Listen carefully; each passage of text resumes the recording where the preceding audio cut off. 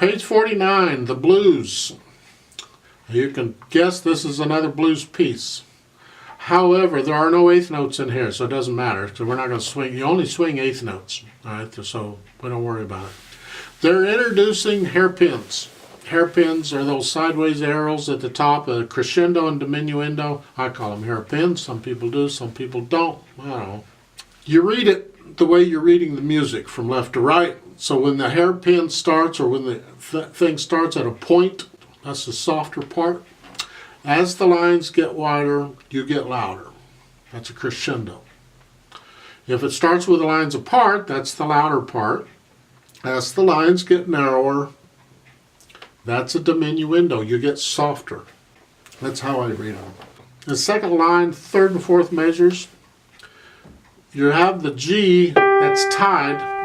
You can't crescendo on a piano once a note's played. All right, that ain't going to happen. Okay, it's going to die away. It's going to diminuendo all by itself. The crescendo is in the left hand because you're playing those notes. So each note's going to get a little louder.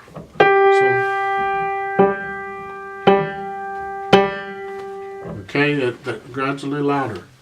Then in the last line, the last couple measures, there you can get a little softer.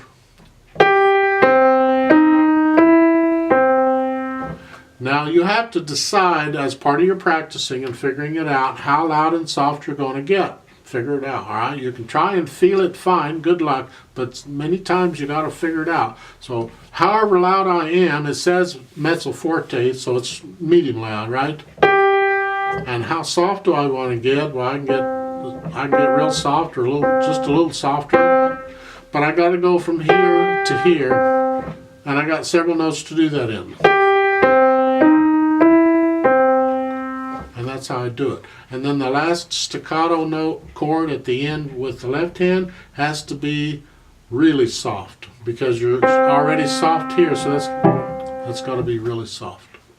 They are introducing also, as if you don't need more, the ritardando at the bottom. Usually see it as an RIT, RIT period. I call it a rit. A lot of people calls it a rit because we're too lazy to say retardando. Sometimes we just say a retard. It simply means to slow down gradually. So it's like a train coming to a stop. All right, it slows down gradually.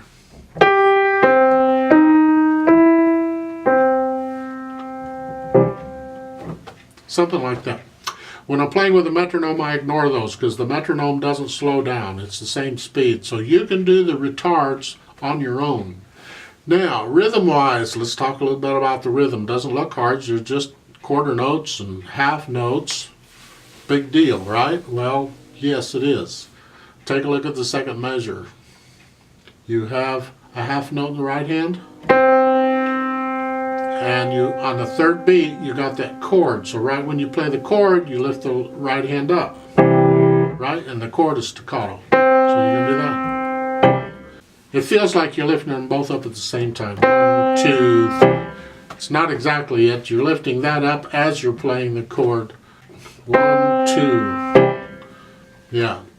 So don't hold the half note down more than 2 counts. Careful on that. That's throughout the piece. It's all over the place here.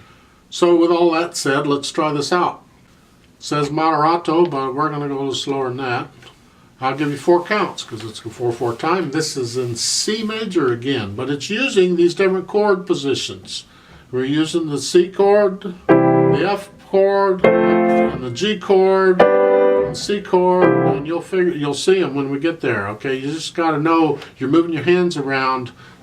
Make sure you get your hand where it needs to go before you need it to go there, or before you need to play.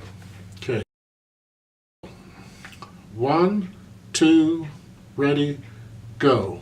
1, 2, 3, rest. 1, 2, 3, rest. 1, 2, rest. Rest. 1, 2, 3, rest. 1, rest, 3, rest.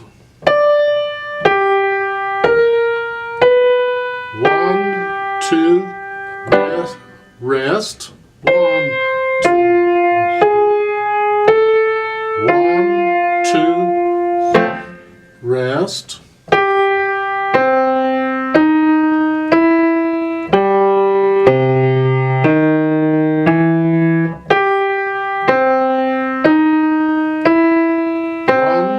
2, rest. I don't know if there's any recordings of this or not. I think I would play it something like this.